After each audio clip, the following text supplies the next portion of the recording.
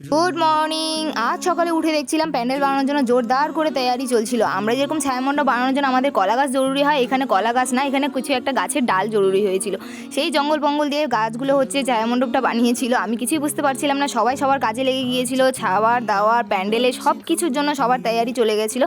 সবাই তাড়াহুড়ো করে সব কাজ চলছিল। আর দেখতে দেখতে দেখছিলাম ছায়ামণ্ডপও তৈরি হয়ে গেছিলো, প্যান্ডেলও সব কিছু তৈরি হয়ে গেছিলো। দেখতে দেখতে বাড়িতে অনেক লোকজনও চলে এসেছিলো, খুবই ভালো লাগছিল। আর প্যান্ডেলটা বানিয়েছিল যেটা ছায়ামণ্ডপটা, সেই ছায়ামণ্ডপে দেখছিলাম হলুদ আর হচ্ছে সিঁদুর টিঁদুর দিয়ে ওরা কিছু একটা পুজো করছিল। সেই পুজো দেওয়ার জন্য সেখানে দেখছিলাম নারকেল, পান, সুপারি, অনেক কিছু খাবার দাবারের এখানে সব লোকজন চলে এসেছিল, ভালো লাগছিল। সেখানে মণ্ডপের চারিদিকে আবার দেখছিলাম সেই প্রদীপ জ্বালিয়েছিল। আর এক এক করে সব কিছু এত তাড়াহুড়া করে হয়ে গেল, খুবই ভালো লাগছিল। এখানে আবার দেখছিলাম ছায়ামণ্ডপে এখানে রঙ্গোলি বানানোর জন্য হয়ে গেছিলো।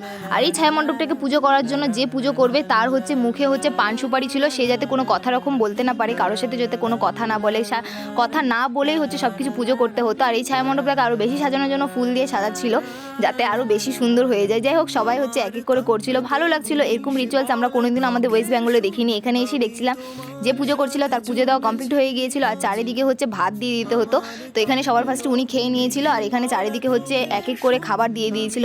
সেগুলো খাবার হচ্ছে সব বাচ্চারাই খাবে, আমাদের মতো বড়রা কেউ খাবে না। সব বাচ্চাগুলো হচ্ছে চারিদিকে বসে পড়েছিল। আমাদের ওখানে যেরকম জন্মাষ্টমীতে হচ্ছে বাচ্চাগুলোকে খাওয়ায়, এখানে আর এরকম বিয়ের সময় হচ্ছে খাওয়াচ্ছিল। আমি আর এরকম নিয়ম প্রথম দেখলাম। তার পুজো দেওয়ার জন্য সেখানে সব তৈয়ারি চলছিল। আর এই খাটগুলো পেতে দিয়েছিল খাটিয়ার উপরে, এখানে বসে হচ্ছে মহিলাগুলো পুজো করবে। এরকম নিয়ম আমি ফার্স্ট টাইম, আমার বিশ্বাস করো এত ভালো লাগছিল এসব নিয়ম দেখার জন্য। আমি খুব এক্সাইটেড ছিলাম। এখানে অনেক কিছু নিয়ে নিয়েছিল। এরা হচ্ছে ঢেকি আর হচ্ছে এই গোল গোল ঘোরানোটাকে এটাকে কী যে বেশ বলে বাংলাতে আমার কিছু মনে নেই, হচ্ছে তোমরা প্লিজ কমেন্ট করে জানিয়ে দিও যে এটাকে কী বলে।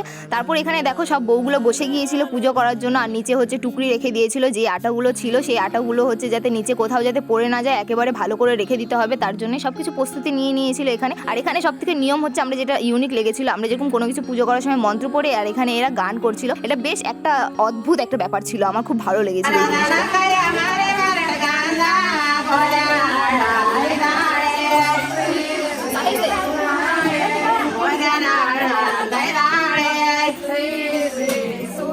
যেগুলো আটা হাত দিয়ে গুলি করছিল সেগুলো দেখতেই পাচ্ছ সব টুকরিতে পড়ছিল। যে যত স্পিডে পারছিল দেখছিলাম সে তত স্পিডেই করছিল, এগুলো যাতে ভালো করে রেখে দেয়। আর তারপরে দেখছিলাম পান আর হলুদ দিয়ে হচ্ছে এদেরকে হাতের মধ্যে বেঁধে দিচ্ছিল এক এক করে, যাতে এটাও যাতে বাঁধা হয়, এটাও একটা নিয়মের মধ্যেই ছিল। সবার হাতে বাঁধা ছিল জন্য খুব ভালো লাগছিল। সবুজ চুড়ি আর এই পান আর হলুদগুলো দেখে আরও বেশি ভালো লাগছিল। নিয়মগুলো খুবই সুন্দরভাবে ছিল, আমি যাতে তুলে ধরেছিলাম। আর দেখতে দেখতে এত লোক হয়ে গেছিলো এই নিয়মটা দেখার জন্য। পুজো হওয়ার পরে সাদা কাপড় দিয়ে এগুলো ঢেকে নিতে লাগে যাতে কারো নজর না লেগে যায়, তার জন্য। কমপ্লিট করার পর ঢেকি পুজো করার জন্য চলে এসেছিলো। এখানে পান সুপারি হলুদ আরও হচ্ছে নারকেল টারকেল অনেক কিছু রেখে দিয়েছিল। আর এখানে দেখছিলাম চাল ঢেলে হচ্ছে ঢেকি কুটা হচ্ছিল, যাতে এটাও একটা পুজোর মধ্যে ছিল। এখানেও সেমভাবেই গান করা হচ্ছিল আর ভালো লাগছিল যেগুলোও শুনতে।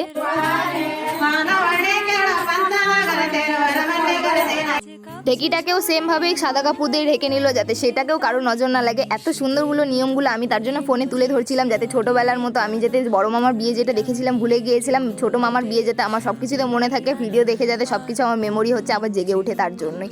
সেমভাবে আবার এই গোল গোল ঘুরানোটাকে কী যে বলে, বেশ প্লিজ তোমরা কমেন্ট করে আমাকে বলো যে এটাকে কী বলে। এখানেও আবার দেখছিলাম ধান দিয়ে হচ্ছে সব ঘুরানঘুরি করছিল, আর এটাকে হচ্ছে ধানগুলো বেরোচ্ছিল ভিতর দিয়ে। সেমভাবে এখানেও হচ্ছে ঘুরাচ্ছিল আর গান করছিল।